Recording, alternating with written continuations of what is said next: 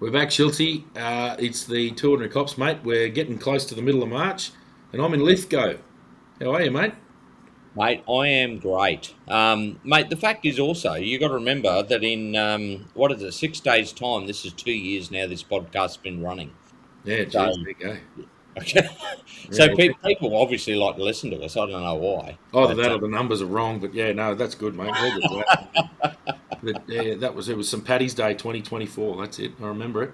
Yeah, but mate, yeah, a good night tonight. This is something that's been a lot of interest in, and we've spoken about this topic quite a bit, but not as the people involved in the actual topic, but using the resource quite a bit. Do you want to introduce tonight's guest, mate? yes, mate. I'd like to introduce David Raymond. He's a Queensland copper, or retired now. Yeah, work mostly up in the North End. Mate, and he was a dog handler. So what we've got tonight is I think, some really information and expert opinions on when it comes to dogs. You don't spend that amount of time in the police working with dogs and not know, what's going on. So, mate, David, how Very are you? good, thanks, boys. Yourself? Yeah, good, mate. Yeah, good to have you on board. Love the show. It's Mate, it's love funny. the show. Oh, that's good. No, glad to hear. We're just two blokes who just talk story. That's all it is, really. But what I'm really loving tonight is we've got not just a dog handler, but someone who's done it for a very long period of time. Queensland's known for their dog handling, and the dog squad is well regarded all around the country. And what I'm thinking is that we've had so many people ask about dog handling, and we've even spoken about our experience with dog handlers in the past. I had quite a bit to do with dogs in Darwin, and so we're really interested. But mate, if you wanted to just start off, tell us about your career, and we'll go from there. Yeah, I did. Sworn in 1989, 36 years as a Queensland police officer. Funny thing, when I got sworn into the police, my first post was in Cairns, and I managed to stay here the whole time. So I did 36 years as a copper, and then 26 as a police dog handler, which is absolutely the best career I had. And obviously, I don't know what it's the same around the state, but around the country. But you have to retire when you're 60 within the QPS. So that's what brought me undone. Although I think I slowed down a couple of years before that because the body didn't want to keep chasing dogs over fences and stuff like that. So it knocked me out a bit. But it's funny. And when we talk about joining the police, I joined from Townsville. I was a Townsville boy. And when I went, this is how things have changed, because when I went in to join, I passed the test, passed the interview, and then I went for the medical, and I had to expand my chest to 95 centimetres, something I couldn't do, and so I got knocked back. Can you believe it in this day and age? Yeah, that actually was the rule, that you couldn't expand your chest to 95 centimetres. Plus my height was disproportionate to my weight. I was 59 kilos and I was 180 centimetres, so I was not exactly a massive big fella. I was Mr. Puniverse, so to speak, and I just couldn't get my chest that big. So I just can't imagine that happening these days, especially when some of the people have trouble reaching the pedals of the car. But that's another point. So I sworn in, transferred immediately to Cairns. From there, I just played straight to general duties. Absolutely loved general duties. But wore me down a little bit towards the end. But I was in the CERT team, or what they called back then was the tactical response group. So a little bit of tactical experience. We had back in those days when they brought in CERT, they had in Cairns. They had places in. They had units stationed in Brisbane, Rockhampton, Townsville, and Cairns. And they had 7 full-time blokes and then 14 part-time. I went as a part-time bloke, so I got a little bit of experience there. And I look back on those days and I realised just how more experienced and how good professional the CERT team are today compared to what we were back then. As I say, I only did part-time, but it was a great time. When they decided to disband Townsville Rockhampton CERT team, and they were going to take the whole of Cairns and Brisbane full-time, all the members full-time, I had a decision then to make, and my ambition was to join the dog squad. So I went down to see the OIC back here, and of course the usual selection process, put your resume in, and all that type of stuff, which was a load of crap back then. It was jobs for the boys, and I picked up a job, so it was good back then. But obviously, had to be fit, love of dogs, and just a good work ethic, which I was lucky to fill all those spots. So I ended up, basically getting the dog squad, and that was in 1999. So I went right through to 2025 and retired as a dog handler. Yeah. Yeah, wow. So literally 26 years, really, as a dog handler in Cairns. Yeah, and as I say, it's not unusual for dog handlers to at 2:00 in the morning. There's a dump stolen car, or there's a break and enter, and you have to go for a 5K run at 5:00. 2:00 in the morning. A 5K run, and you over fences, through creeks, stuff like that. So I think that's what got me in the end. That just I'm glad I retired. They talk about wanting to retire as you get, they want to put the retirement age up a little bit, but I'm running. That's all right if you're sitting in an office and doing that type of stuff, but when you're a dog handler, it's hard. And it's very difficult to come back from being a dog handler back onto mainstream, doing your DVs, doing your bloody, your break and enters, doing your traffic accidents. When all you're doing is you're just an adrenaline junkie, just want to get there and catch people, and that's what we did. Yeah. So, sorry, Schultzy, you go, mate. Yeah, mate. Sorry, Dave, you got a bit of background noise there. I'll try and limit that out when we actually do it. But mate, yeah, what year did you join? The police or the dog squad? The police. Coppers 1989. 89 I joined. Yeah. I tried 3 times before that, but as I say, I keep getting knocked back with the size and weight. Yeah, the 95 centimetre thing's weird. Like I don't understand. There must have been some medical thing at the time that you had to have a certain size. Yeah, incredible, isn't it? Yeah. But had to expand from it. I couldn't get 5 centimetre chest expansion. Anyway, yeah, right. It's my chest has fallen now. It's right down here now. I can get 95 centimetres of that. Trust me. Anyway. Yeah, I wouldn't struggle one bit. But yeah, there you go. So what I love about the dog handling, a lot of people would have a very basic understanding that dogs called out to a job, they run up to someone, they bite them. Can you give us a bit of a technical description about the fact that, I know that that's not the case, can you give us a rundown just for the people who wouldn't have a clue, exactly the capabilities, and obviously what you can share, the capabilities of a police, like a general purpose police dog? They're massive. You as a use of force is probably the best explanation to start at. That as soon as the dog handler turns up, shit just got real, if I can say that, if you know what I mean. So you can have 4 or 5 coppers there, and that dog turns up, the dog starts barking in the back, and a lot of people tend to go, well, I'm not going to wrestle this bloke, I'm going to stand back.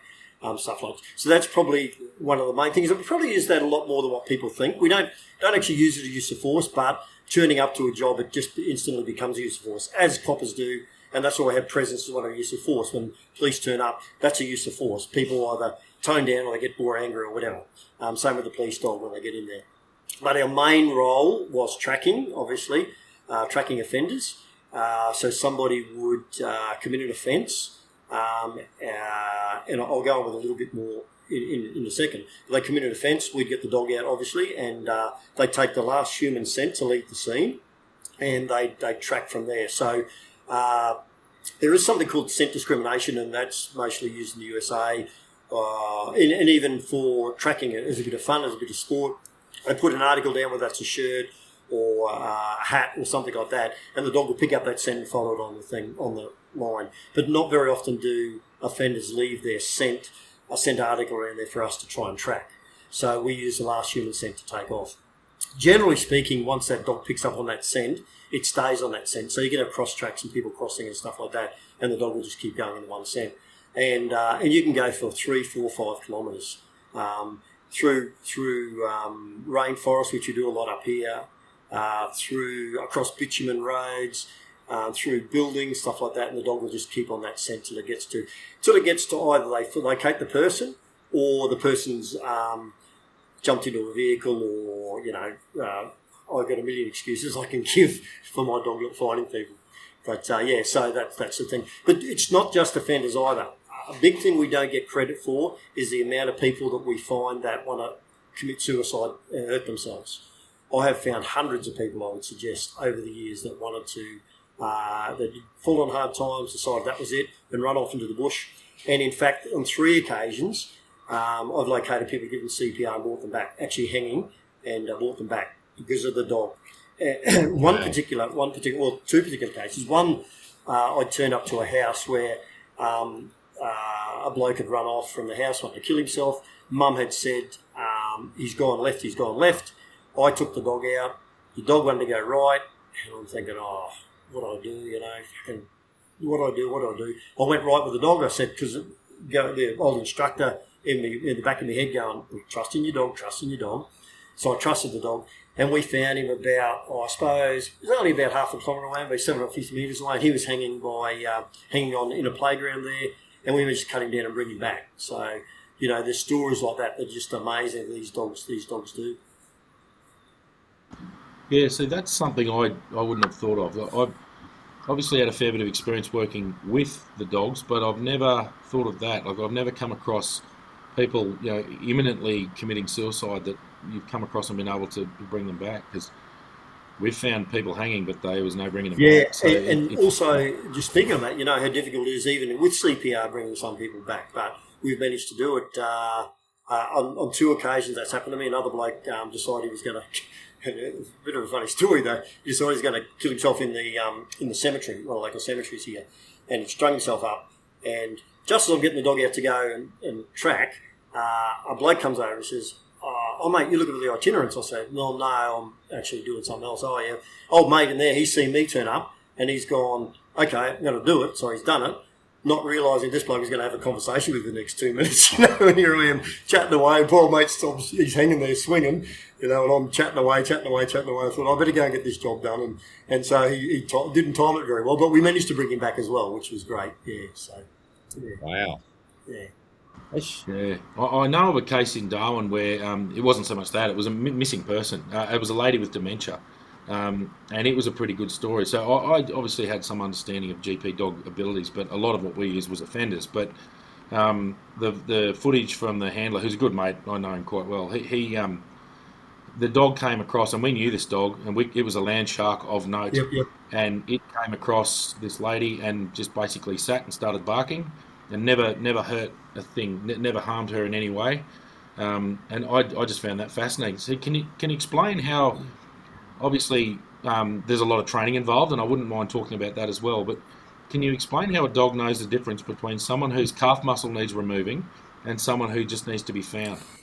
Going back, when I joined in 1999, when you got your position within the dog squad, they'd say, "There's your new uniform, there's your new belt, go and find yourself a dog."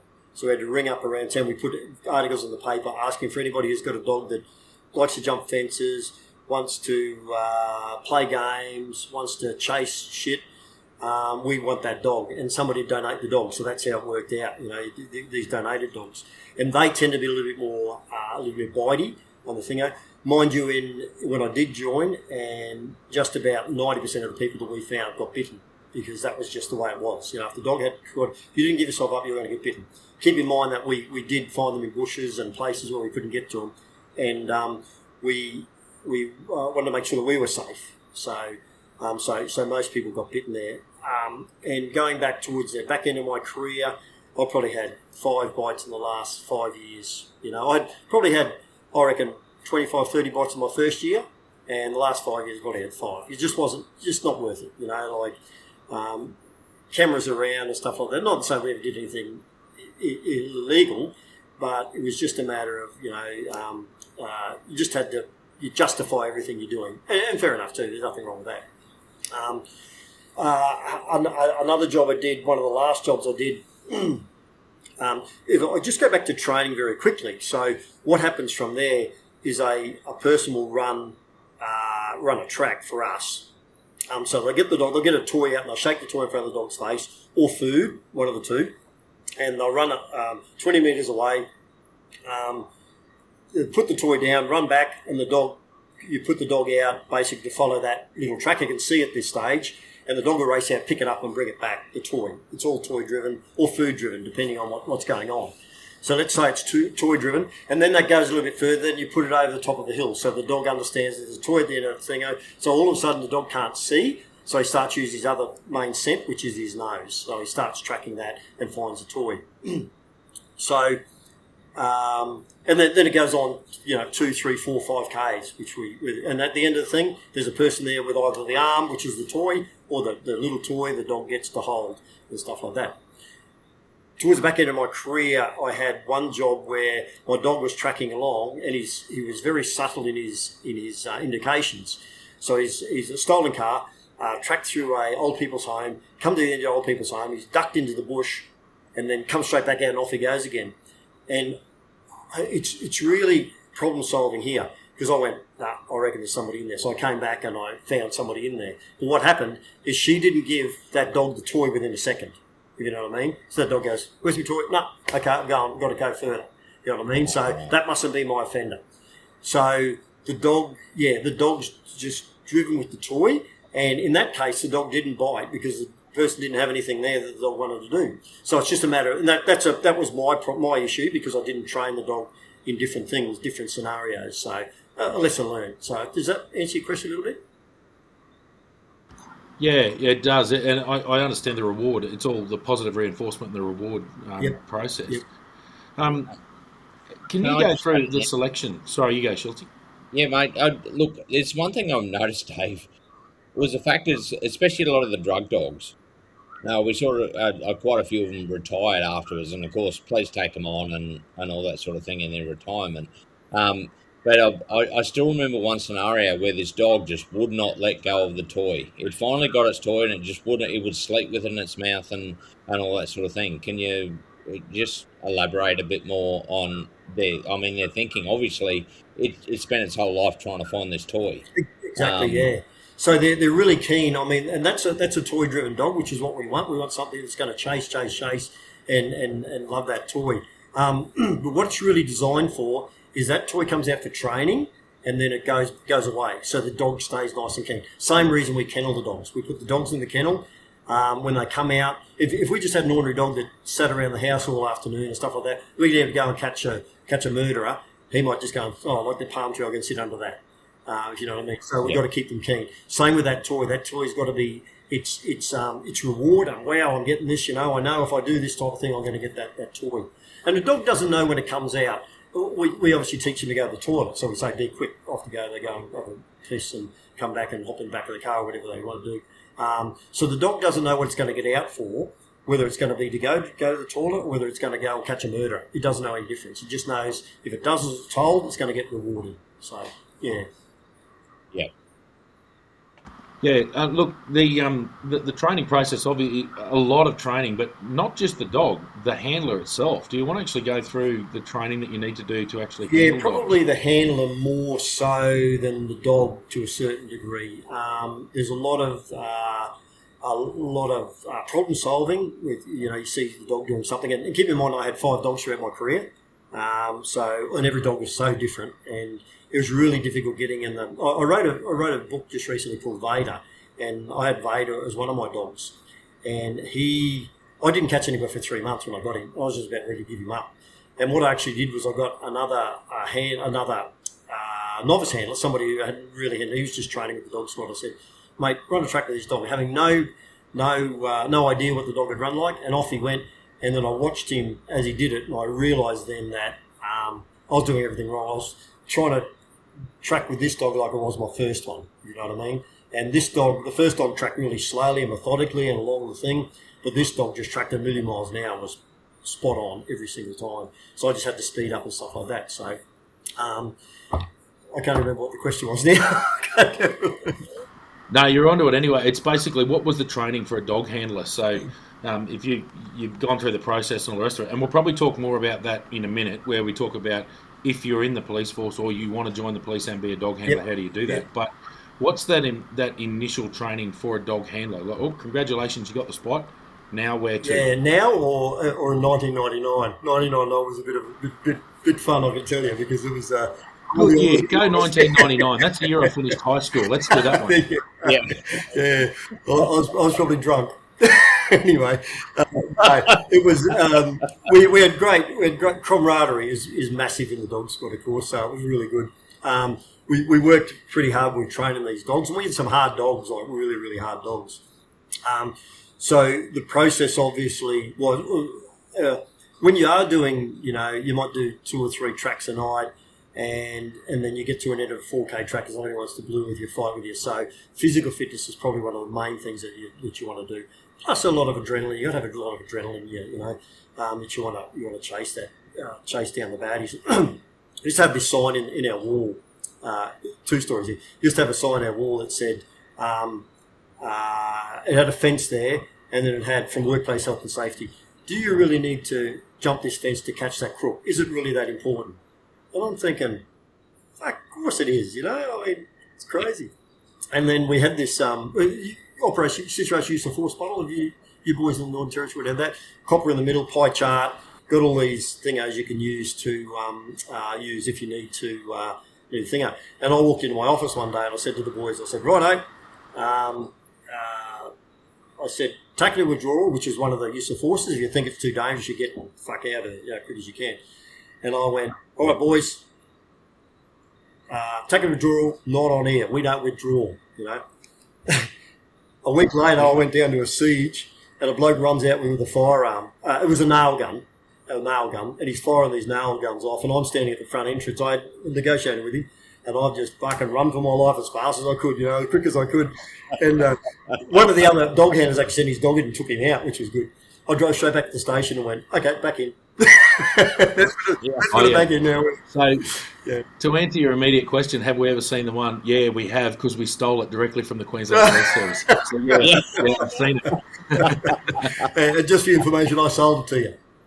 Joking. No. There we go. Yeah. 2007, we used your product. Oh, good, yeah. It's not a bad model, actually. It's a good idea. It basically explains it. And I was the first to present that because when we took it on, which was, probably 1996, before I was a doggy, maybe even before that, they sent a Holy Coppers down to learn this new use of force model and that type. And I was one of the initial ones to bring it up, and I put 200 coppers through it up here. So I was one of the training officers for that back in the day. Yeah. Yeah, no, it's good. I loved it because it's funny that the tactical withdrawal. I remember as tough new recruits, you know, 23 years old and thinking we're bulletproof.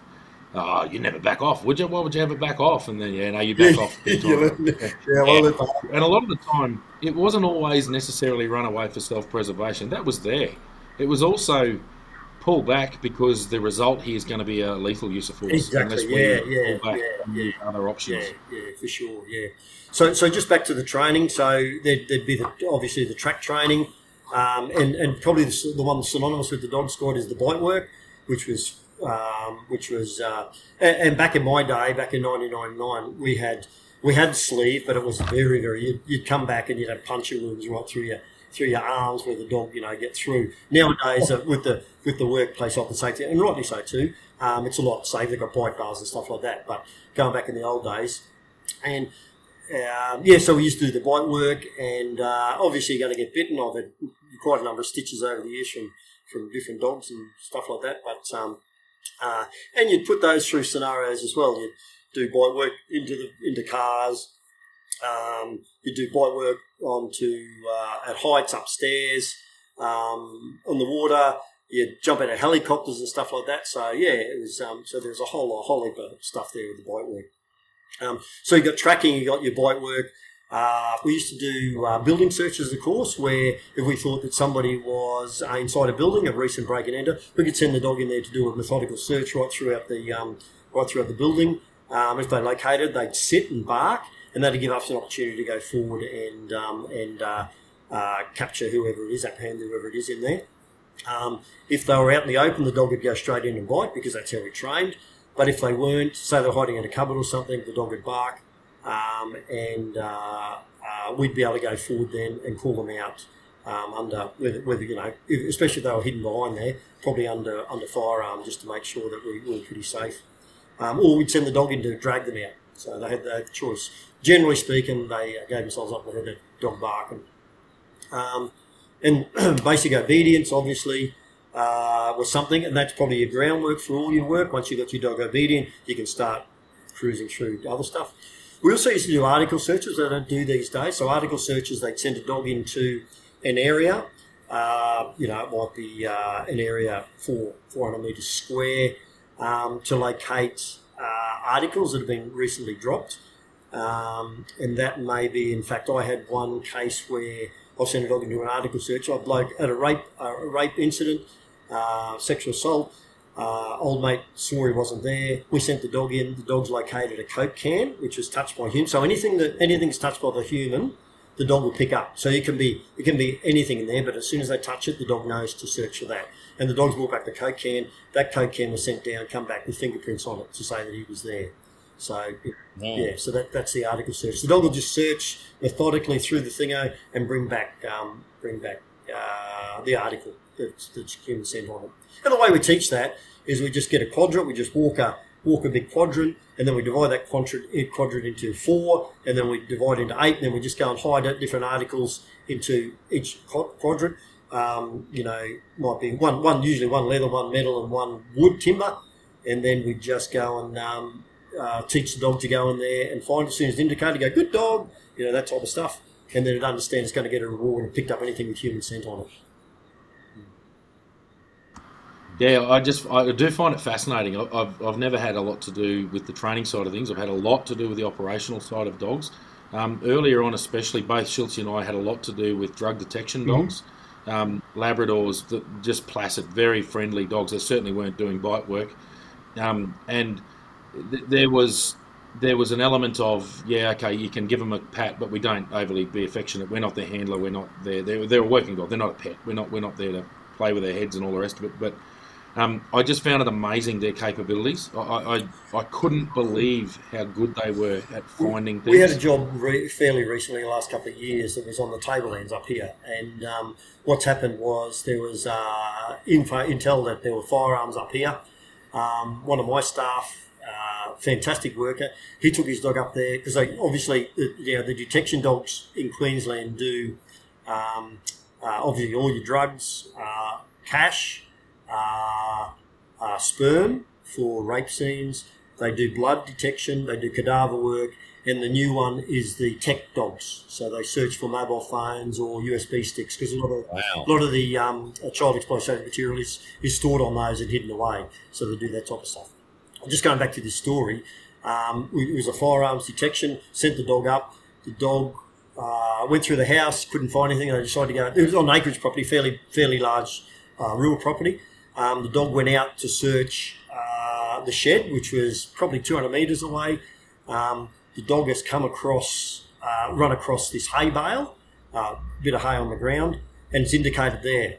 And they've taken the hay bales away, and there's a shipping container that's hidden underneath the ground, absolutely full of ammunition and firearms, just massive. It's like, I would suggest, I've got photos there, which I have to send to you boys to have a look at, but I would say there'd be probably 50 firearms in there, just hidden away. And it's just pure luck. The dog's gone, he's gone out to go to the shed and just come across that area. But and in hindsight, it's probably there's a fair bit of scent there. There's a whole plume of scent. Just a bit of stroke of luck that he actually went that way. The dog was able to pick it up and pull those firearms off the street. Yeah. David, you just reminded me of a story, and I remember we did quite a few roadblocks back in the day, especially with drugs. And one of the scenarios was, I suppose, real life job. But we got the people out of the car, and what we do is we get the dog then out to search the people and then the car. And the dog got out, and it's going to the people. People were probably about, 15 metres behind the car or whatever. As the dog was going past the back of the car, probably about 10 metres away, he turned around and looked, and the dog handler goes, no, go over the people first, and then, go through. So they've gone through, he sat on one of the people, and then was concentrated on the car. So we went over and opened up the boot where the dog was indicating and opened it up. Anyway, the dog sniffed around in a certain part. And I remember I actually searched the car and I reached down and it was down the side of the car. So it was in the bodywork. And within a clip-steel bag was money. There was no drugs. That's what it was after, cannabis. But because the money had been handled around drugs, it actually picked that up from 10 metres behind the Yep. car. I was just Yeah. amazed about how good their scent is. The cash dogs that we use at the airports, they're designed to pick up large amounts of cash. You know what I mean? So in that case, now whether the dog's trained in cash or whether it's trained in drugs, if that has been around drugs, then there's a big chance that there's scent sitting on those that cash. But also, if it's a large amount of cash and it's a cash detection dog, it's probably picked up the scent of such a huge amount of cash. That's how they, people go and take $100 away. It's not going to affect that. And the way we train with that is we used to use the Mint, the Royal Australian Mint, who would send up shredded money and send it to us so we could use it, and big bulks of it. So the dog wouldn't hit on tiny little bits. The dogs will hit on a pill. There's no doubt about that. And they'll also hit on 5 kilos of drugs. But when it comes to cash, they generally hit on the big quantities. Yeah, I found that the use has obviously expanded. So obviously you're a few years before we even looked at dealing with dogs. Dogs were around when we joined. GP dogs were very limited in the NT early in our career, but obviously that expanded as the years went on, and towards the end of my career before COVID, I had quite a bit to do with the GP dogs. But I loved what you said about presence, because that goes way back before I was even a copper. I remember being in Toowoomba, working in nightclubs, and just standing out the front and seeing the police turn up, just doing their thing and walking around the streets, and it'd just be uniformed coppers walking around, and walk over to talk to them, and then you'd hear, whoa, whoa, whoa, whoa, the whole van would start vibrating and all the rest of it. You just go, oh my God, make sure that thing doesn't get out. But some of the times I remember, obviously I've been involved in police dog apprehensions quite a few times, and one of my favourite ones was not so much one of the apprehensions, it was me not being apprehended, which I was really happy about, in the Todd River in Alice Springs, and we were chasing some kids, and we just heard the police dog freeze, and we all knew that if they said that, we don't move either, so we all stopped. And it was a hot night, and I just remember hearing the breath and the impact running in the sand and it's coming behind me. He's chasing the offender who's running away from us, and we're standing still. And I remember closing my eyes going, I'm about to have my limbs torn off. Yeah. Flew past me, and I felt the wind off the dog. And then within about 15 seconds, I heard growling and screaming, and I knew that we had our boy. Yeah. It was as a at that stage I was doing general duties in Alice at that point, and then went across to the crime team. But I was in general duties at the time, and I'm good at the end of a run. I can hold someone down and whack the cuffs on and give them a biff if it needs to happen and all the rest of it. But I'm not the best at running them down. Yeah. And by this stage I was certainly a bit older. I wasn't in my early 20s anymore, and the capability of that dog was incredible, but we didn't want to get near it even when the handler was coming through. And that's the thing now. When we were chasing offenders, we'd have to be on the long line. We very rarely will we send the dog off. We have over the years. When I sent the dog off after a siege one day, a bloke was going to torch himself, and he decided he's going to run up the street. He ran from the stronghold, and I sent the dog in to bite. But we'd get the odd copper every now and again. The coppers would just keep running, trying to think they could outrun them. But generally speaking, the dog would win. So yeah, it was just. I think we were we weren't trained. We were just told, if you hear me say police dog freeze, for Christ's sake, freeze. Yeah. They're like, yes, we will. I think the first. I remember the first. I wasn't there for it, but the first Northern Territory police officer to be trained the dogs for was trained at the Queensland Police Academy. Pretty sure it was. I can't remember his name, but I never met. I met the bloke once, not many years ago. Yeah. So. Yeah, there would have been, because the GP. I know that there was a lot. I know they went to Queensland to be trained, and I think I know that cohort. I think most of them have moved on. There might still be one or two, because it's going back a few years now. But yeah, you're right. Why you never the GP component? Yeah, the GP component was later in. I don't know whether they did it earlier and then abandoned it and then came back to it, because it's absolutely integral now. Absolutely. But yeah, it was. It grew and grew and grew, and it was a lot of my sort of Schultzy and my cohort that were those initial GP dog handlers, and there were a couple that came before that, and then now they're the senior guys now. So our cohort are sort of the leaders of the dog squad now up in the NT, and I just know the capability has expanded so much because it is just so unbelievably effective. Yeah, they are incredible. It's, as I say, it's been such a wonderful career with everything we've done, and five dogs all up, and every single one of them was fantastic, you know. So yeah. Yeah. Hey, Dave, what's some general working life of a dog?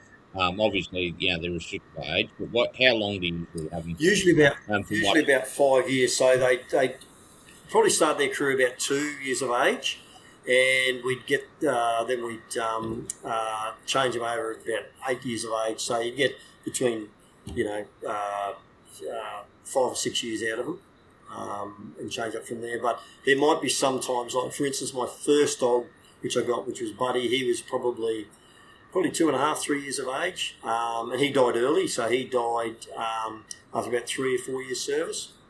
And then I went on to Zed, and Zed failed me in a blue one day, so I had to get rid of him. So he only lasted probably 4 years. Then I got Vader, and Vader had already been with another handler, so Vader was probably 3. So I had him for about 6 years. So so it's not just you get a dog and you stay with it. It depends on what's happening with the dog's life. Yeah. Yeah. So I think the big one here is obviously you've spoken about our experience, your experience going through your career and all the rest of it. We get a lot of people. Obviously, it's a very, very sought after role within the police force. It's extremely competitive to become a dog handler. What advice would you give to somebody who wants to not just join the police force in this day and age, but also has that ambition to be a dog handler? Well, it's so important to keep really extremely fit. Set your sight on joining the dog squad and make sure that you do. You just concentrate on that. Definitely go down and see the staff from the dog squad, or the handlers. Do a bit of training with them. Let them know that you can handle the dog. Let them know that you can run tracks. Let them know that you can take a bite from a dog. Let them know the dog doesn't worry you too much. And then when it comes to live jobs, be prepared to follow the dog handler just to back him up, to make sure that they're perfectly all right. So do these little things to get used to it. Just having a love of dogs is not enough. And you've got to show a good work ethic because you do work by yourself. You've got yourself and you've got your dog. And that's all you do. So it is quite an easy job to go and sit in the back and do nothing until you get a phone call from somebody. And, you may not get a phone call all shift. You may get half a dozen phone calls for the shift, but you may not get... So if you're not prepared to go out and chase work and drive around, you've got bugger all else to do. You haven't got paperwork. So you may as well be driving around and just, letting people know you're out there. So... but yeah, definitely get in amongst the dog handlers, learn the role, learn what they're doing, and that's probably the best way to get in there. Yeah, definitely. Look, you mentioned you had a tactical background as well, so I know that the dogs work hand in glove with our TRG, which is the CERT equivalent in the Northern Territory. They also worked a lot with with us, so we were a property crime team basically. Dealing with that high volume property crime, detective units, but wearing t-shirts and jeans and fast-paced jobs. How did you find that? Obviously, like you just said, you are your own unit, but you work integrally with other forces. So, in your experience in Cairns, who did you work with the most? Probably the property crime, which we have TCS here, Tactical Crime Squad. They were our most... they had a bit of a free rein to go out and catch people. We, unfortunately in Cairns, and I suppose it's right around Australia at the moment, we have a pretty bad lawful use of motor vehicle problem, dumping cars. And that was their main role, was to try and chase those up. So we'd just tag along with those and follow those. We used to do a lot of work with CERT as well, but they now have their own dogs. And they are very well trained and basically just for tactical work. If there's any tracking jobs to do, we generally come in and do that. We may come in as a backup with the tactical unit. But before that, early on, probably the first 10 years of my career, excuse me, the first 10 years of my career, we were it. So CERT, if there was a job CERT needed, they'd use us.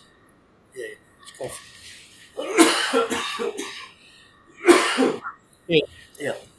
it's mate, it's really interesting, and one of the things I want to, I suppose, narrow down on is, and you spoke earlier about like tracking people and all that sort of thing. What would, if you, like say, a missing person, you had the people that were obviously running away to try and commit suicide and all that sort of thing. Can you just go into the what you would do when you got to a scene, and then also talk about some of the cross You get some contamination you water. might You get. get some water. Yeah.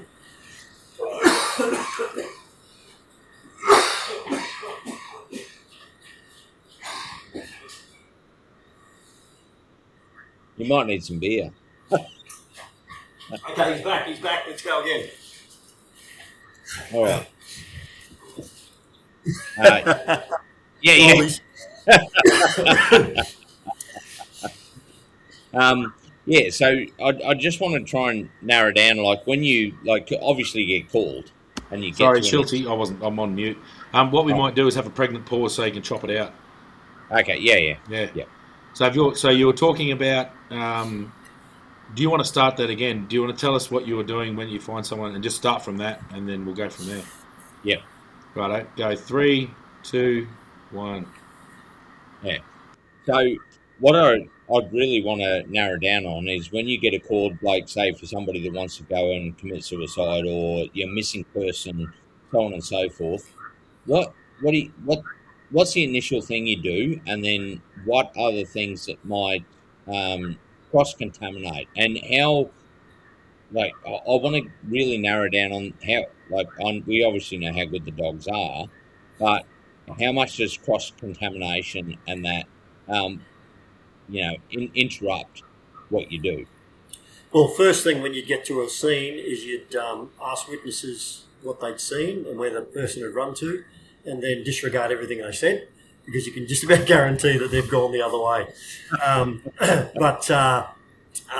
So then we'd if it's say a stolen car or a window, we'd work out exactly where the person had last seen, and then we'd get the dog out who'd do a few circles around what they call casting. So the dog would do casting and go around, and then it'd take off in whichever direction, and you're basically on track from there. As with cross contamination, sometimes it may affect the dog, but generally speaking, keep in mind that we're working at 11, 12, 1, 2 a.m. in the mornings. We're not working during the day most of the time because too many people walking around and very difficult to track over there. Well, we do occasionally, stuff like that. So, if they're walking at 2 o'clock in the morning, generally speaking, if it's in suburbia, there's only one person who's walking along there. Mind you, the amount of times you're walking along, you see somebody walking their dog at 2 o'clock in the morning. What the fuck?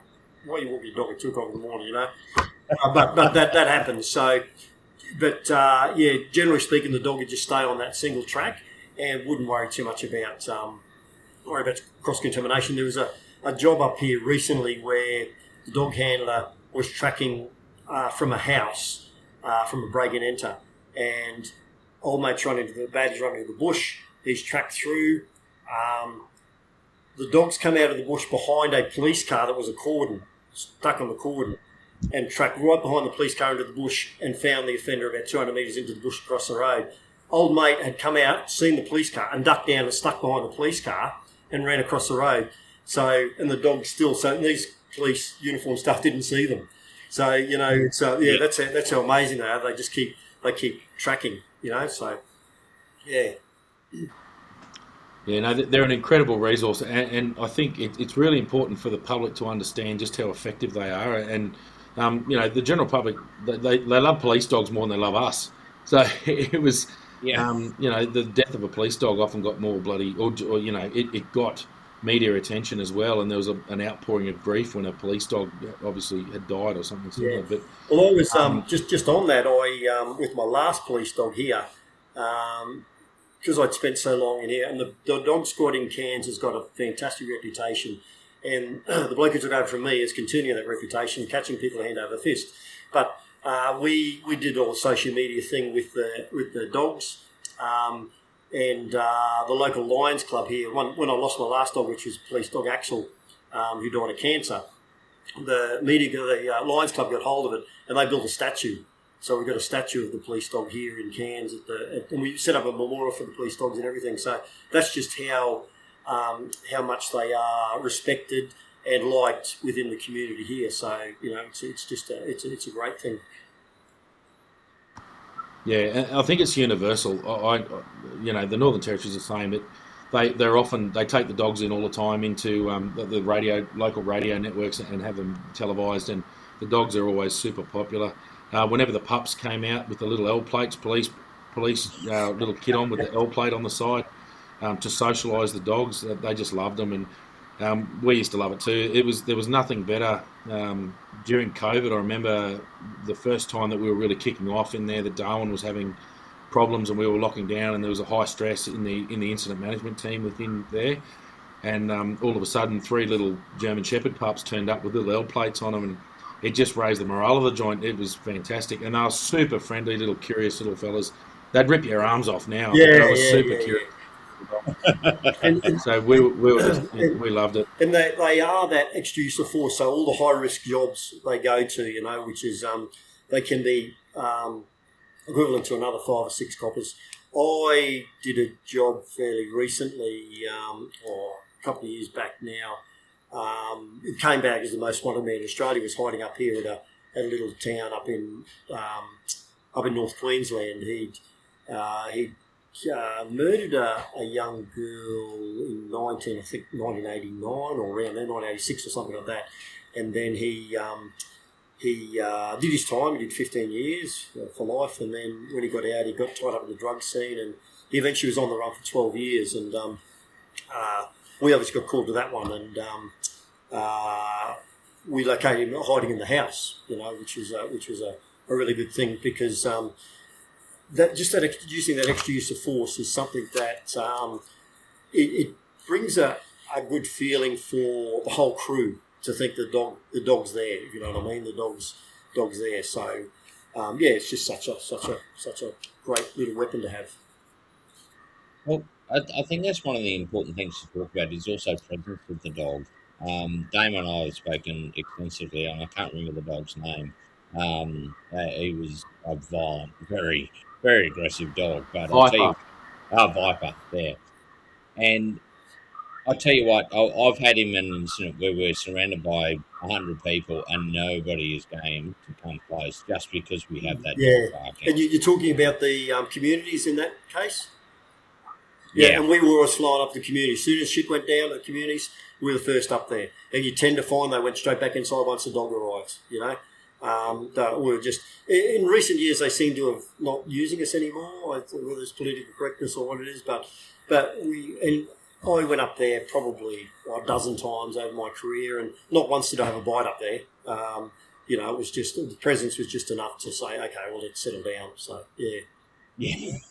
And you've segued beautifully to what I wanted to talk about, was that the fact that we spoke about presence earlier, and people say, those who are against it would say that a police dog is such a high level use of force, how dare you do that sort of thing? It's like, well, actually, they're a huge deterrent.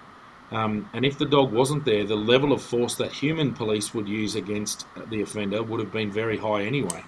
So the sheer presence of a police dog quite often drastically reduced the use of force. Yeah, well, those communities, and you wonder why more people aren't shot up in those places, because they put up with a whole lot of stuff that if you saw in the middle of Sydney, you saw in the middle of Brisbane, the first thing would be the firearm, because there are bashed up police cars, there's spears getting thrown through the thing. It's just incredible.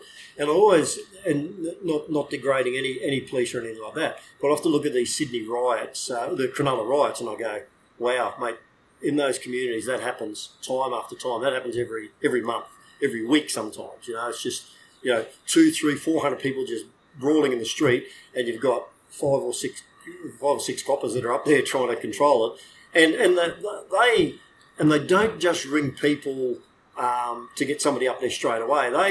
They put up with a whole lot before they call for backup.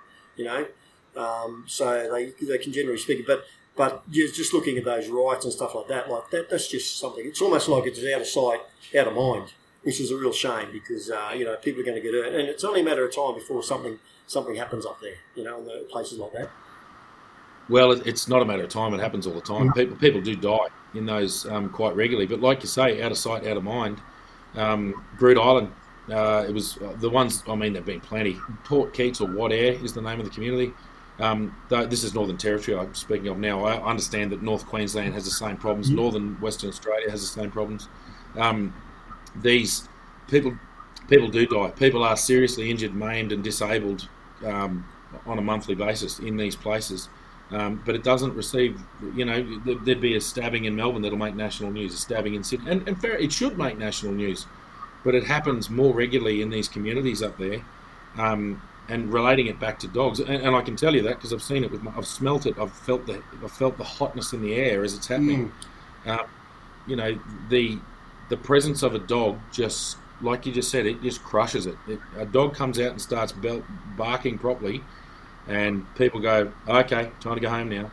A number of years ago, in one of the major magazines, it said that what's the highest murder per capita in the world, which city, and unfortunately, it's one of these communities. I'm not going to say which community, but it's in Australia. One of those communities that had that tag, and you're going, you're joking. In a place like Australia, that had the highest.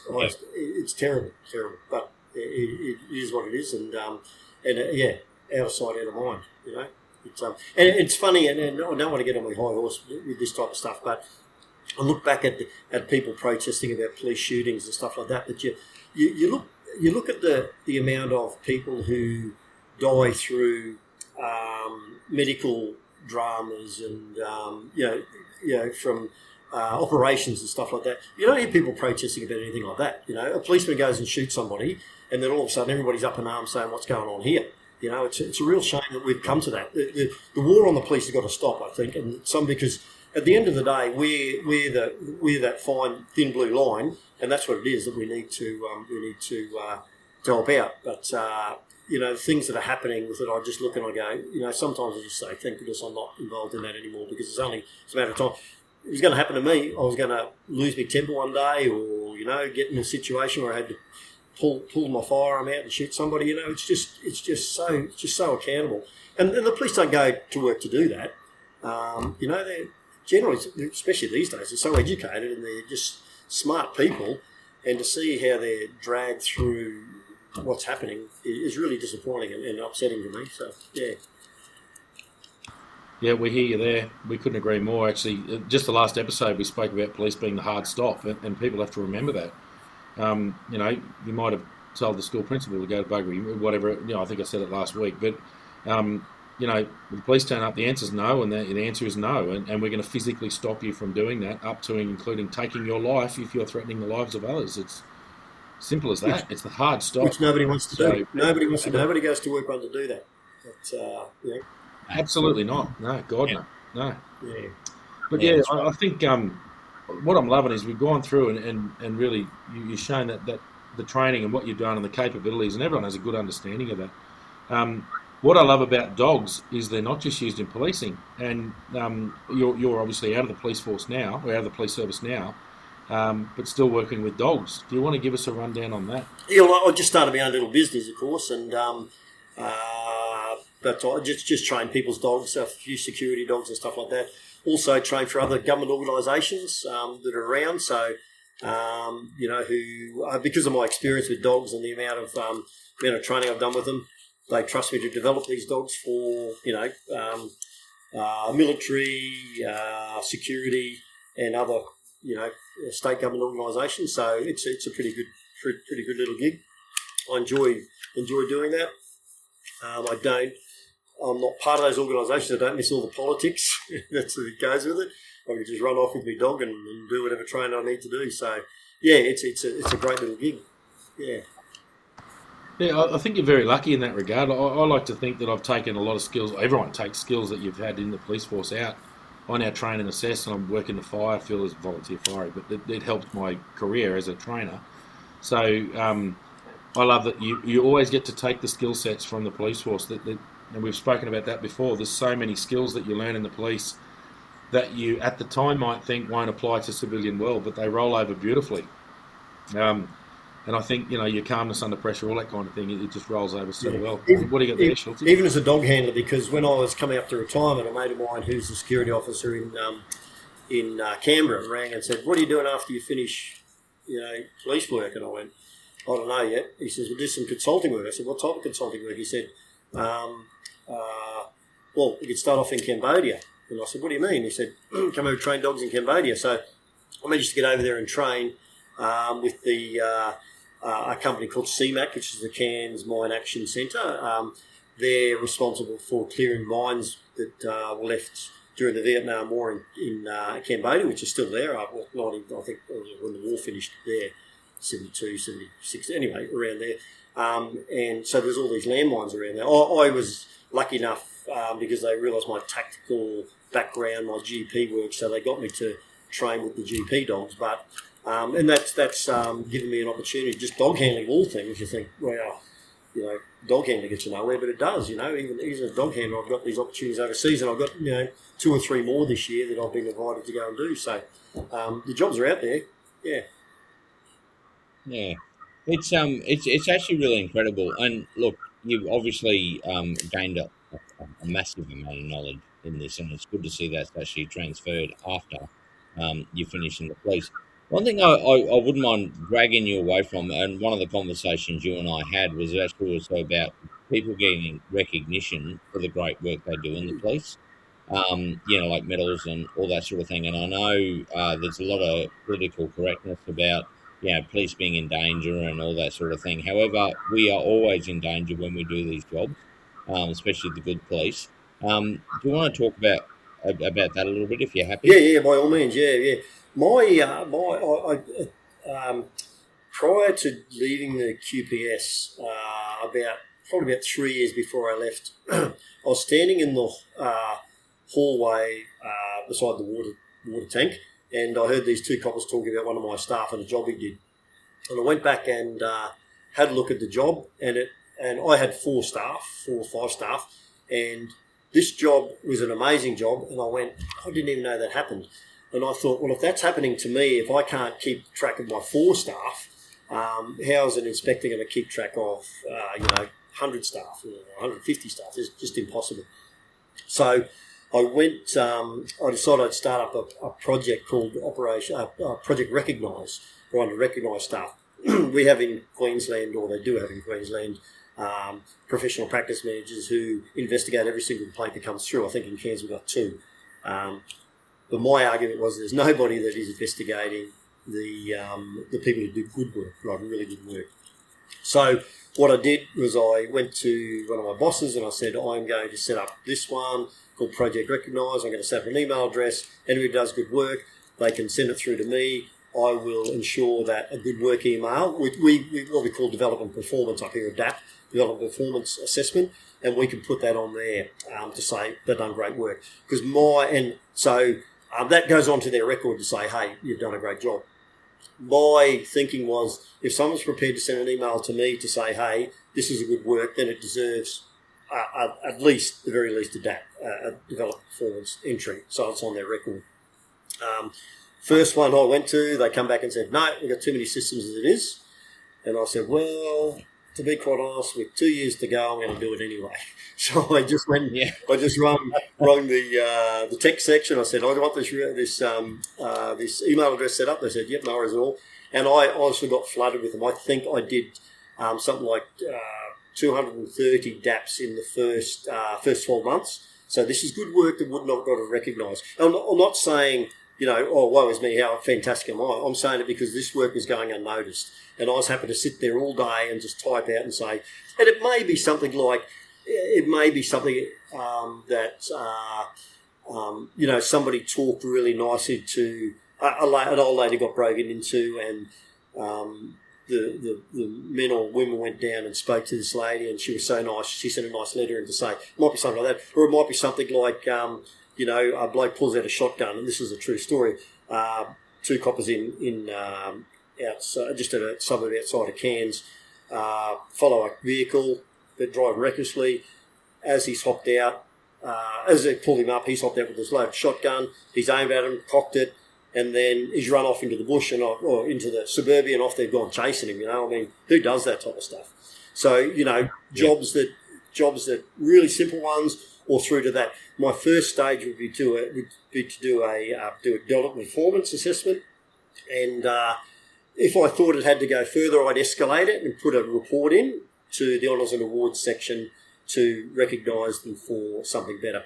So we called it Project Recognise, and we were just, it was really, really good concept. In fact, it got mentioned in the 100-day review, which the QPS did recently, saying that we got it up here together. I just didn't have it set up perfectly the way I wanted to before I left, but it wasn't too bad.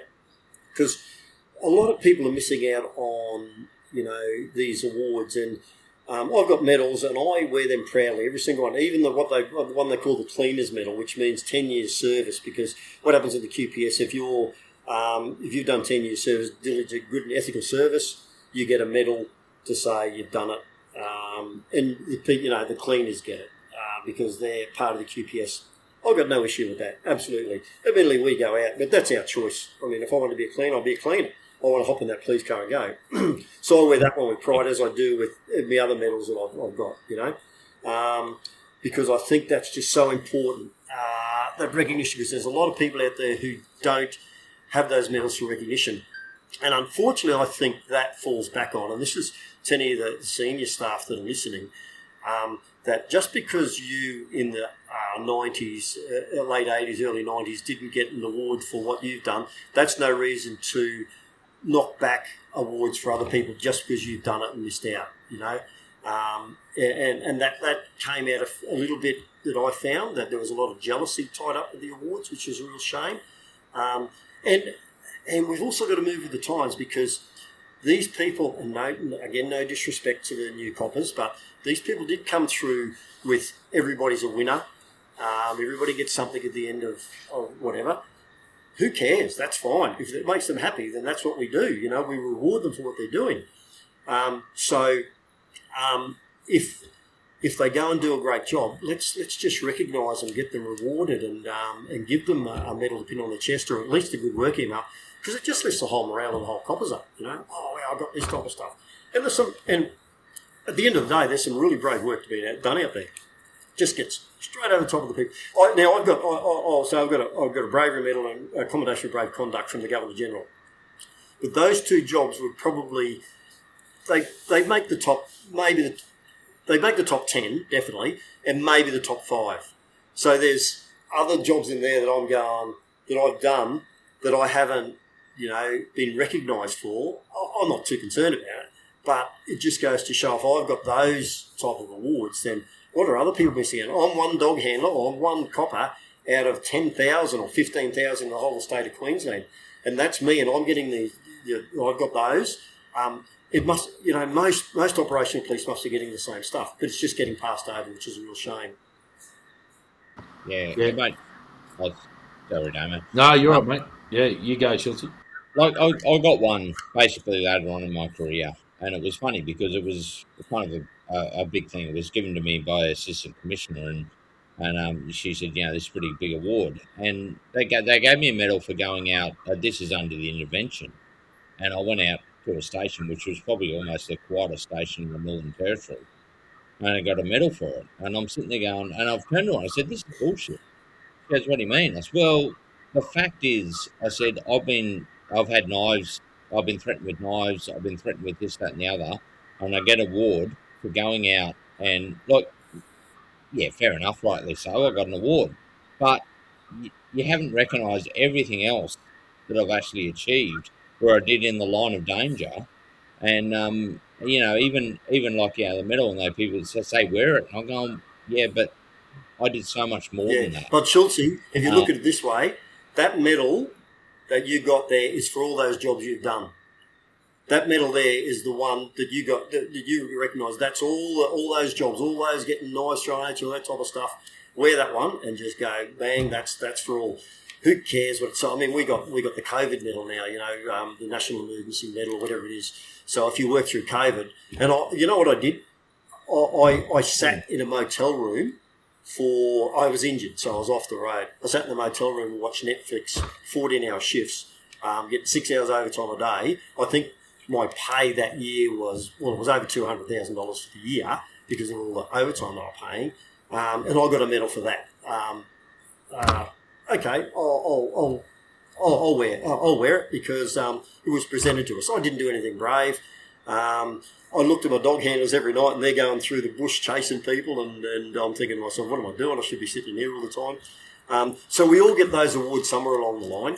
But I look at that one and I go, well, I was also the first copper to go to Cardinal Cyclone Yazi. I looked after that. That was massive. That was a massive job.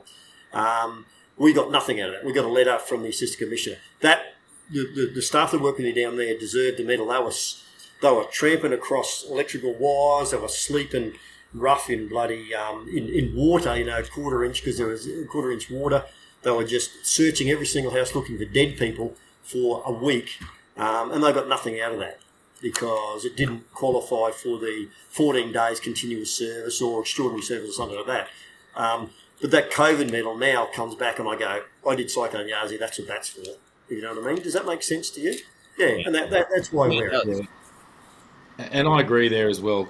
I think back, and I've often thought about that. No, same thing, I never really cared. Like, medals are okay, got a medal, yeah, cool. But the more I think about it, and my kids were the ones who made me sort of wear my medals, because I've got medals, and I don't have bravery medals, I've got service medals. But the kids were really proud of it. And they sort of like, that's because you're a policeman, Dad. Like, you were a policeman back in the Northern Territory. You should wear that on Anzac Day. And I do. And I think the reason I love it so much is because the kids are proud. And then when I think about it, it's like we did do some incredibly wild shit. Yeah. There were times where I look at some of the, and you don't compare things. It's not that. I read bravery medals that people get, and I go, shit, I used to see stuff like that happen all the time. Like, I've seen people do things that and way crazier, and I'm not taking anything away from them. And I think they deserve their medal. But I just sit back and go, yeah, well, that does go unrecognised. And I've made this point previously on the podcast where, and you made it beautifully, that two people in Cairns whose job's to get people in trouble, and they're hunting for it. They're just looking for it everywhere. We were getting dip sampling of body-worn camera to find that people acting inappropriately. Well, how about your dip sample Promise jobs? And Promise was our computer system at the time. It's changed now, but they would go through the computer system and find extraordinary work and actually hand out a few more commendations and things like that. And just sort of caveat to that as well, with regards to the bosses and that type of stuff. And I don't want to be disrespectful to them because they have so much to do. They got all the rosters, they got leave, they got staff performance, they got all this type of stuff. And the last thing they want to do is the last thing they get to do is do that recognition stuff. They don't look up the good work. So there's just so much they got on top. I tried to push that forward and say, well, this is the first thing we should be looking at, okay? Because that builds morale and that makes everybody together. And that's why we've got the PPMs, because if it gets out to the, that's why we've got these people who investigate the bad things we've done, because that gets on the public. It's the image that goes, and we want to. But on the flip side, you see a copper do something really, really good, something really, really brave. That's a great thing for the image. So let's get that out there. But that's not put out there enough. They don't get on the front foot enough. I don't think they get on the front foot enough, and they need to just go, okay, well, look at what we've done here. I must admit, I'm seeing more and more of that in social media these days. It's not necessarily like a media release. They'll just release footage of something. I know Queensland are doing it really well, and I know the Northern Territory are doing it really well now. You'll see just a video come up. It'll be body-worn camera, and a lot of it is dog handlers, and a lot of it is Trident, and it's all the sexy stuff. It's chasing people down, running out of stolen cars, stuff like that. They'll show the pursuit happening, then they'll show the apprehension. But that never happened when I was there, and we were doing that all the time. And I'm really, really happy now that is happening. There are people actually showing the public what occurs. So I'm certainly not a negative person when it comes to the police force. I think when I left, it hadn't changed. It hadn't turned that page yet. Mm-hmm. And I think it has a bit. But yeah, that actual recognition. I mean, talking about another thing, I got an assistant commissioner's commendation for sitting in in a coronial inquest and being nice to people. I was like, really?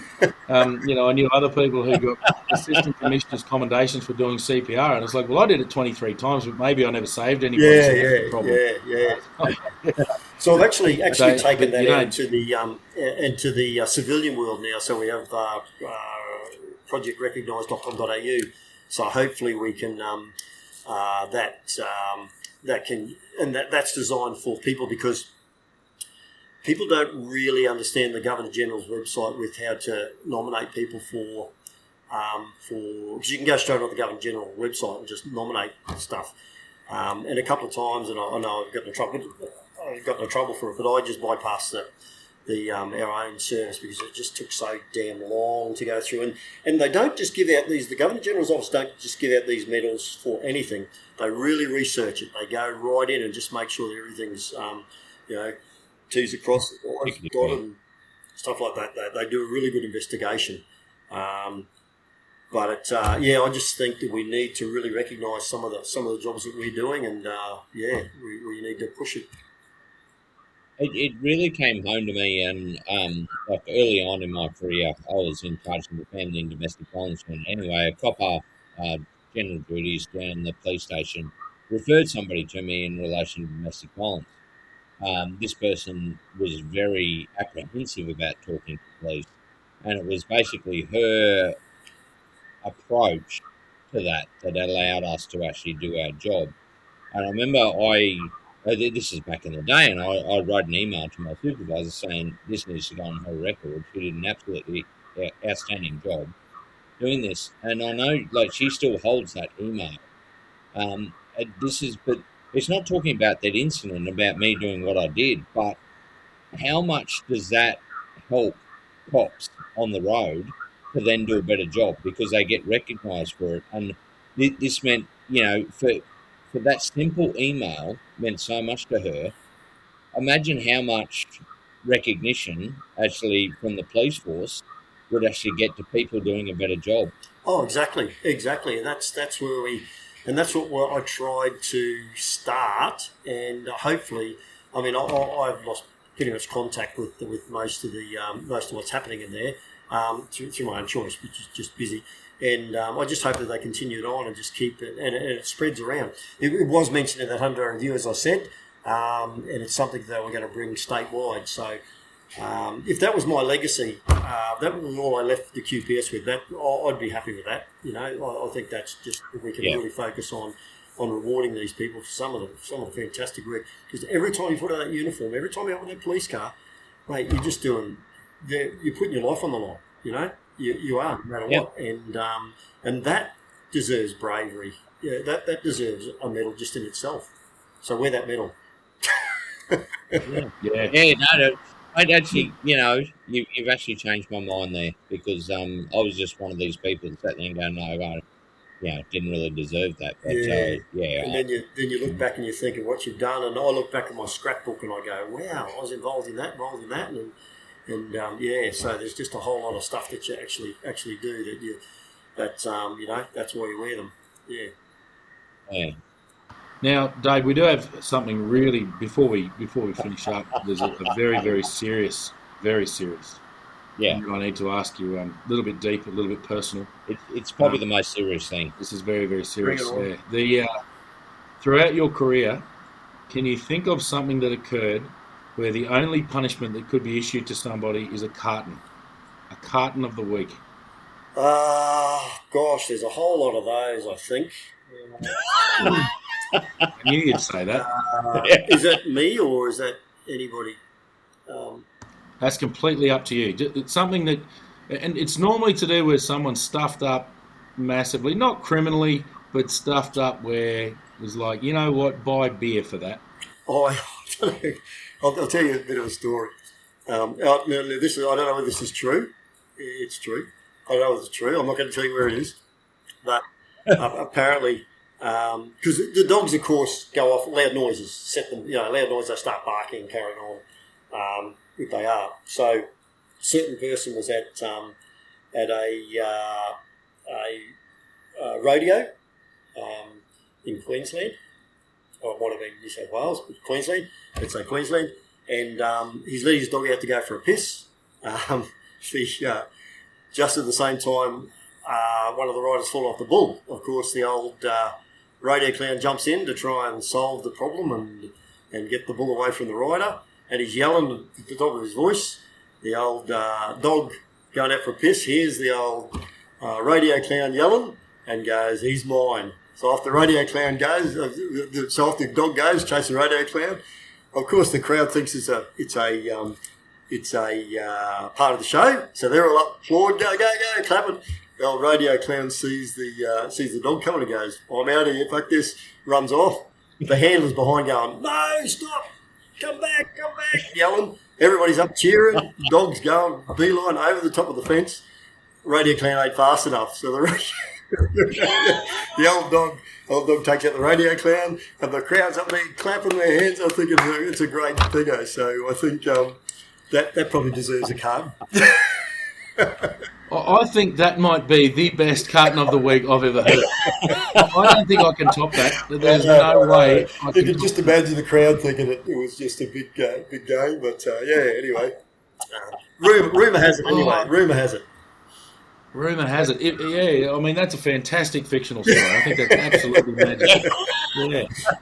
Sensational. That's the best, Schultzy. I can't think of better than that. Of course, I've never... I got one story there in the book there with regards where because you talk about how the coppers are scared of police dogs themselves. Everybody is.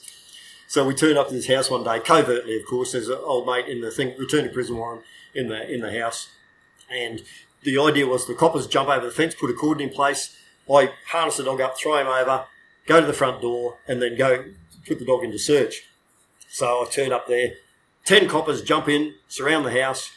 I harness the dog up, throw the dog over, pull the harness back so I can climb the fence, and the harness has come back. And I've got the harness in my hands. I've gone, oh, fuck. And the dog has spied a chicken inside this yard. And so all of a sudden, the dogs started chasing the chicken, and these coppers, one by one, are just jumping up and over the fence as quick as they could. Here I am, jumping over the fence. I'm chasing this bloody dog around, trying to get the dog back on.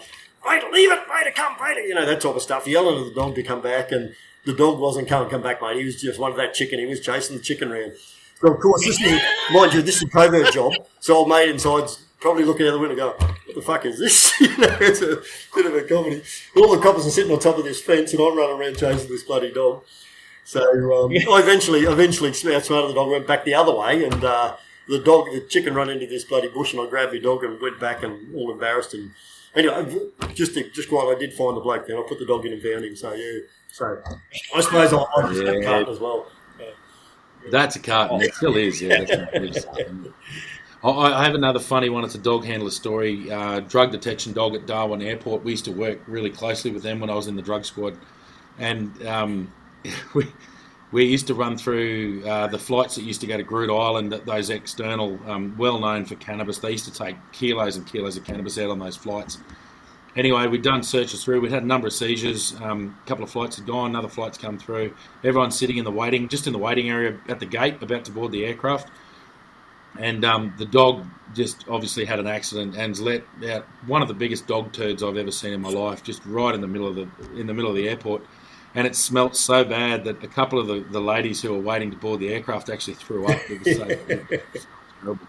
And I remember I won't say his name, the dog handler involved is then down on trying to clean up this dog shit. And we're like, mate, I suppose you get all the glory of being the dog handler, but at the end of the day, you still got to clean up the shit in the middle of the airport. So, yeah, it's obviously at the end of the day, you can't work with children or animals. No, exactly. It's happened quite often, that type of stuff. But anyway. Yeah. I mean, they were used to it. I wasn't. I just thought it was hilarious. Yeah.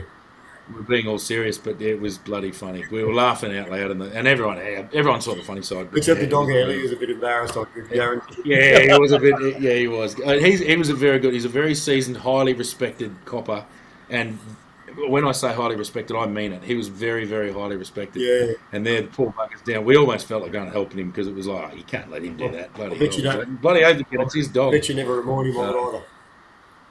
Yeah, no, he got into it. I bet you don't remind him of it. or back it in? Oh, he's I think he's retired now. He was a fairly senior dude, extraordinarily fit. Yeah, Been yeah, in yeah, a number of different police forces, yeah. and yeah, he was excellent. But yeah, Yeah, I think we reminded him occasionally, but we kind of held him in pretty high regard anyway. yeah, So it was, yeah. Excellent. yeah, Oh, I was, yeah, Hey, David, it's been a bloody pleasure, mate. It's been absolutely brilliant. Schultzy, what do you got? yeah, mate. Dave, I just want to promote your book a bit. I haven't read it yet. Thank you very much for sending it through. I'm very looking forward to. But like we said in the last episode, I've received 3 in the last fortnight. And I'm not the fastest reader like my beautiful partner. But mate, do you want to spruik the book a bit and actually tell people where they can get it and some of the stories they might encounter? yeah. Well, ever since I joined the Coppers, '89, I used to, every time I went to a job, a main job, I'd jot down what I had, or if there was a newspaper clipping, I'd take it out. And when I got towards 5 or 6 years out from the end of my career, I put it all together because I thought, well, the kids know I'm a dog handler. They know that I know what I do, but do they really know what I do? So I put it all down to work, how I was feeling, jobs running through where the dog had darted into the bush, which we call a hotspot, knowing that somebody had been hiding there, and then there'd be nobody in there, so we'd track, and you go back later, you find a firearm there, and you speak to the people and say, yeah, we had that gun trained on you. Things like that you don't really know that happens with the coppers, with the dog handler. So I put all these stories together and I sent it into a publisher, which is Big Sky Publishing, and they took it. They got back to me in a couple of weeks and said they loved the book. So that's where it was, and it's a bit. My whole ambition to write the book was, one, to see it on the shelves, not to make money out of it, but to see it on the shelves. And now I do that to go to Melbourne, Sydney, and stuff like that, and on the shelves down there in Perth and Hobart and stuff like that. So that was one thing. But also, number two, to make sure that people understood what police dog handling is about, and just how many people. And I'm one dog handler. I've got these stories to tell, and there's some of them are amazing. Some of them you just go, well, no way in the world. But the good thing is I've got newspaper clippings or reports to back up my stories. Every single one of those stories has got backup. So to see that, and that's just me. So what these dog handlers are facing every night of their lives is just amazing, So I wanted people to understand that. And that's probably the feedback I got from the book, mostly from people to say, gosh, I want to be a dog handler, but I can't believe that's actually what you did. They thought it was going out and playing with dogs all life and chasing stuff. But it actually puts your life in danger quite a fair bit, and again, tactic withdrawal, you go, blokes running there with a knife or into the cane paddock with a firearm, and you just get your dog out, so you go chasing him, follow him. You go, I look back now and I go, what an idiot, how stupid are you to think you did it? You just did it. It was just something you did. So those stories are in there, and I think that's the good thing about it. It's been going fairly well. I'm really happy with it, and it's called Vader, which was one of my police dogs, my third police dog. So, and he had quite a extraordinary career. So, but it's good. It's important that gets recognised, mate. Where can people get a hold of that book? Well, any of the QBD stores or Dimmicks, any of the main bookstores, online with Amazon and all those online bookshops, if that's what you call them. I don't know. Well, it's on 60, so I don't understand all that type of stuff. But yeah, it's out there, and it's worth. I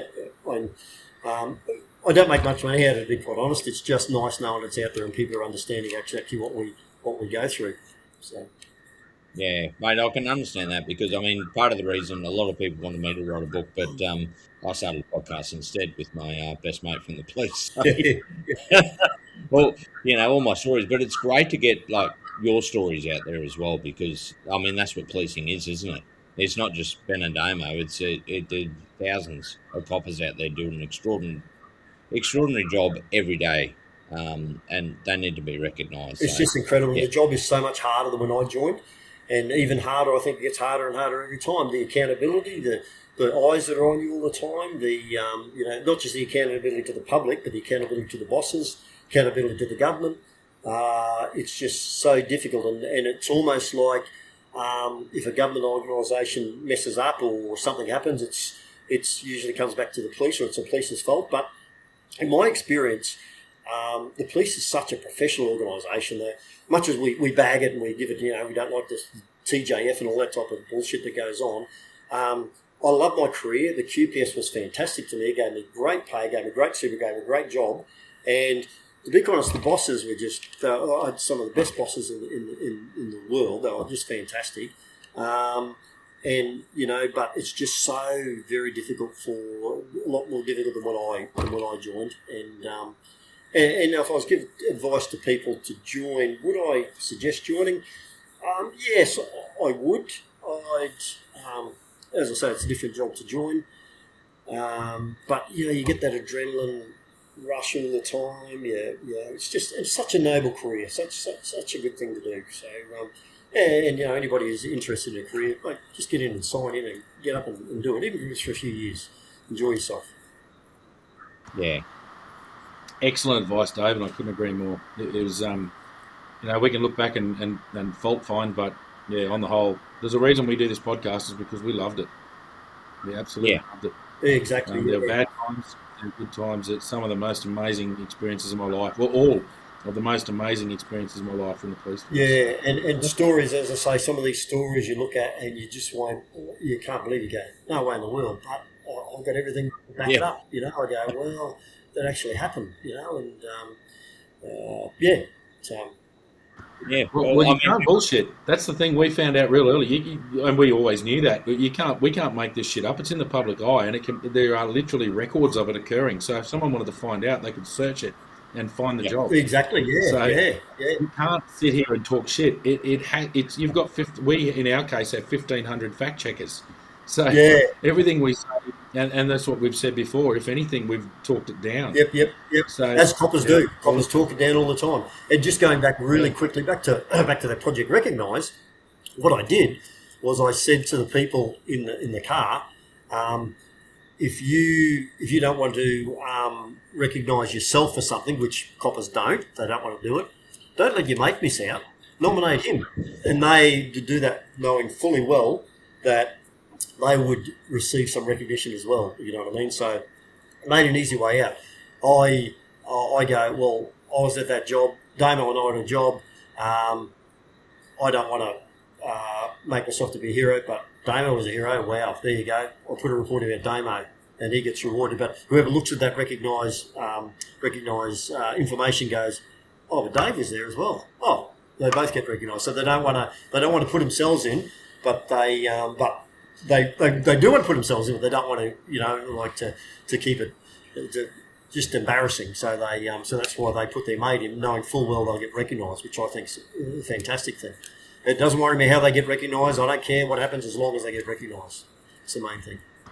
Yeah, couldn't agree more, Dave. Absolutely. That's great. Well, what do you reckon, Schultzy? That's one for the books. I think that was excellent. So, Dave, we really appreciate you coming along, mate. It's been really good. It has. Excellent experience. Yeah, mate. It's absolutely. As you can see, Damo and I were completely enthralled with what you had to say. So, really good, mate. What I'll get you to stay on for a bit once we finish up and we can have a chat. But, mate, thank you again so much for coming on. And just last message to all those coppers out there serving, don't get complacent. Just stay safe. Stay safe, and we're thinking of you, and really appreciate what you're doing. Thanks, boys. Yeah, couldn't say it better. Absolutely outstanding. All right, we'll see you all next week. All the best.